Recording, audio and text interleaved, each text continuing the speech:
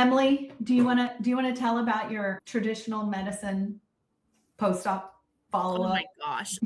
So I had ulnar nerve surgery done because I had numbness for years in my last two fingers, and they say it can be triggered by pregnancy. And so when I went 6 years ago to like ask why my fingers were numb, and they said, "Oh, it's your ulna, and you just have to get the surgery to release the nerve, and the recovery is a year." And I was like, I have a newborn. I can't be recovering not using an arm for a year. So anyways, 6 years later, I finally got the one arm done. I have to go back and get the other one done. I went to post-op, and they do an incision like here, and then they take the nerve from here and they move it, and then they sew it all up, and I can't straighten my arm still. And so I'm asking them, like, do I get PT or OT or any of this stuff? And they're like, just pump your hand is what they told me for the first 2 weeks. And I was like, what's that going to do? They're like, oh, it's going to break everything up. Just keep pumping it. So here I am, icing it, pumping it, still not improving, which I get it's a surgery, right? Like, so I go back today for post-op and ask them again, like, what should I do? Like, what should I take? Should I like be rubbing the bone? Like, what should I do? I can't bend it. I can't lift. Like, I haven't been able to work out for 2 weeks. Like, I need this to be fixed. They're like, no, you got another 2 weeks. Just keep, you can like start rubbing it if you want to. Push your body up against the wall and try and straighten it that way. I'm like, yeah, that sounds like it's gonna work. And that is all BS.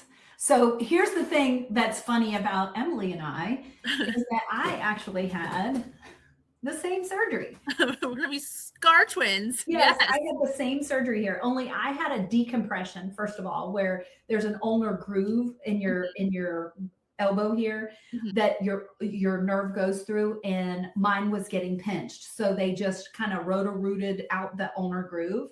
And then after that didn't work. So I had to have my nerve moved from this ulnar groove over here and wrapped because it was kind of destroyed from the roto-rooter. And I had PT, like I had very specific things that I had to do. And I remember it was a long time before I felt like my arm was normal. And this is my left arm. It's your left arm as well. Yeah, it's my left arm too. I mean, I was in a splint when I slept, you know, and you're not getting any of that. So, I mean, what they're telling you is it's BS. It's just them winging it. They don't have true follow-up. Nope. It's crazy. I mean, it's the same way when I had the C-section and they cut your abdomen in half and peel it open and just take care of your child. You're fine. Okay. Yeah. Which is why we're here, which is why we ask questions and don't accept answers that you hear because your gut tells you something else. My gut's telling me I need something more for my arm than just to push it against a wall. And that's also why we do this, because we want you to know if it doesn't feel right in your gut, you need to keep asking questions. You need to continue to advocate for yourself. You need to go find someone else that's answering your question or that's willing to spend the time or that's explaining something that actually makes sense to you. Mm-hmm. So right. Emily had a great idea for what we were going to talk about today. So take it away, Em. Yeah. So I think we are all watching, the news or pieces of the news, or you're seeing on your Facebook feed, this new virus that's coming out of this cruise ship. And so I think people are getting really nervous and it's that knee-jerk reaction, right? So instead of like, oh gosh, when is it coming? What am I going to do when it gets here? If I get it, what's going to happen? Like, what can we do ahead of time to prep our bodies to be able to best fight off whatever's coming our way? Yeah. So that's what we're not talking about the hantavirus specifically. We're talking about prepping your immune system, strengthening your immune system. What are some things that you can do for that? And honestly, most of that is going to be free stuff. It's not going to be supplements. We will talk about a couple supplements, but it really is my big one. And this is because I never prioritize sleep. You have to sleep like it's your job. You go to work for 8 hours, 10 hours, whatever, go to work, you need to sleep for 8 hours. And you need to prep for it. You need to prioritize it. You need to do all the special things that it takes. You need to guard that time. Like, I can't do it because I'm working. I can't do it because I have to go to bed. Mm-hmm. Lately, that's really been my number one, just because I have been prioritizing my sleep because I've been, my life has been chaotic for years, super chaotic this past year. And, I've seen what that's done to my mental health, what that's done to my sleep, what that's done to my energy levels, what that's done to my lab work, so I've changed so many things, or I've improved so many things just by prioritizing sleep, just by that. It's free. All right, my first one is my hardest one. Like you said, sleep. For me, my go-to has always been sugar when I'm stressed, to eat it, to prioritize it, to get a special treat when I'm not in a good mood. And what I've found through this journey is that sugar is the worst thing you can do for your mental health, physical health, immune system. Sugar in all forms, not fruit. I'm not talking about fruit sugar, but like refined sugar, alcohol, all of that. When you're eating it, you are really lowering your immune system. It's the sugars attacking and suppressing your immune system. And so that has a lot to do, obviously, with getting sick. I was telling Kim, my house had the stomach bug last week, and it went through my house. My youngest had it, and I'm the caretaker, right? So like, if I was in contact with this thing, I was in contact with this thing. So my youngest had it, my oldest had it, and then my husband got it, and he's really healthy. But I was telling him he ran a marathon that weekend, and so I think his body was just depleted, but I didn't get it. And I was like, oh, because I'm not eating sugar, my body's not inflamed, I'm not susceptible to it. So I think there's a lot to be said for diet. And one of the things that that sugar does is that it really creates rust and soot. And I say this, when we are burning glucose in our cells, we are creating rust and soot in our body. So we're dirtying up our internal environment, and that's where that comes from. And so, when I talk to people about blood sugar balancing, it really is less about your blood sugar, because your body's going to compensate by increasing your insulin. It really is keeping your body insulin sensitive, because that's where you are, your blood sugar is going to balance as a side effect of that. But you want to do that without spiking your blood sugar all the time. So One thing about flu season, cold season, those are usually right after Halloween, which is a candy holiday, Christmas, which is a candy holiday, Valentine's Day, you get the spring flu, is a candy holiday, Easter, we just had Easter, and then all of a sudden my area here in Maine, everybody got hit with the stomach bug. So you really have to wonder how closely those are actually tied, how much sugar is in your body and how susceptible you are.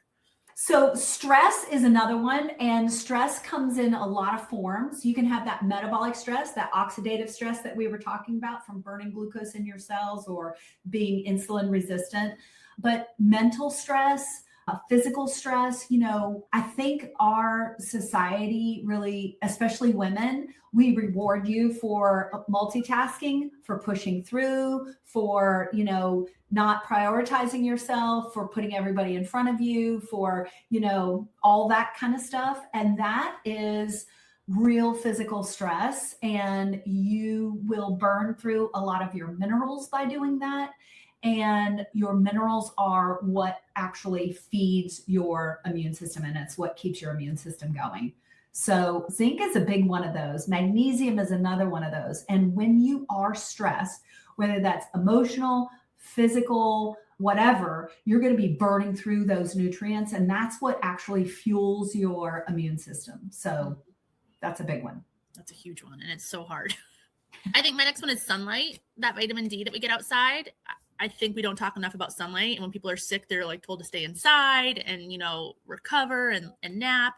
But really getting outside, sitting on your porch, getting that vitamin D can really help boost your immune system. Yeah, because people who have low vitamin D levels are at a significantly higher risk for high blood pressure and type 2 diabetes. So vitamin D is one of those things. Plus, it lowers your stress. So now we're working at it from actually 2 levels. Do you have any supplements that you feel like have really been beneficial for you as far as strengthening your immune system? Omega-3, hands down.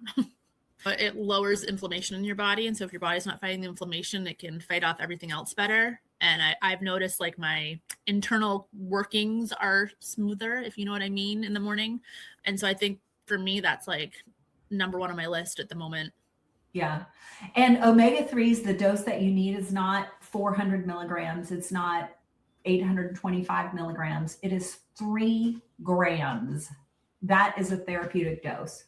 Now, do you have to stay on 3 grams forever? No. If you work on some of the lifestyle stuff and you get to bed early and, you know, all that kind of stuff, then no, you can lower that dose, or you can just pulse that dose. You don't have to be on supplements forever. Mm-hmm. The other one that, you know, people will hear about is zinc. And because I do mineral balancing for people, I never want you to supplement just willy-nilly. I want you to know what your mineral values are, because zinc is one of those minerals that shares a receptor site with copper. And copper is really important in the right amounts, like in small amounts in your body. Having low copper or high copper is bad for your body. Most zinc supplements are just zinc. They are not copper. And you really need, if you're going to take a zinc supplement for any period of time, you really need zinc with copper in a ratio of 15-1. But I don't want anybody to supplement copper without knowing where they are, because copper deficiency is out there, but having copper toxicity is also a big thing. So you really need to test that. So people just pop in zinc like, no big deal, might actually be causing that mineral imbalance. And when we're talking about minerals, we're not just talking about zinc and copper, because those minerals are electrolytes and they influence all the other minerals that are in your body. So you can really get out of balance pretty easily by just taking something that you don't realize. Like, you don't realize that zinc is a mineral and it has an electric charge, so it's going to affect all of your other minerals. Well, and I read somewhere that depletion of copper in the body is why women go gray so early. And I was like, oh, that's such a scary thing to read online, though, because then I can see all kinds of people running out and buying copper to just take to, you know, help with their graying hair. And it's like, oh, it's way more than that. It's way more than that. And I think that, you know, because something is over the counter, that we just sort of go, oh, I'll take that, you know, or your friend is taking it. And so we cannot, I mean, honestly, we've seen so much that we can not stress enough that you really need to know what your labs say. And with minerals, especially, checking your blood is not where, like, you can get a blood zinc level that doesn't tell you anything. Mm-hmm. You can get a blood magnesium level. And if that's low, let me just tell you, your whole body stores are really low. And that doesn't tell you how they're interacting with each other. So, but that was a good one. That's a good one, Emily. And I'm glad that you didn't get sick. I hate that everybody else in your family did, but I'm glad you didn't. Kids recover way quicker than adults, so I'll tell you that. Well, he might have had the man flu too. You know how that sometimes. I'm on camera, Kim. I'm not going to confirm or deny that. Poor Andy. He's going to watch this and be like, I hate both of you. We love you, Andy. All right, Emily, we'll do it again next week. Thank you. Sounds good. Have a great day. Bye. Right, you too. Bye-bye.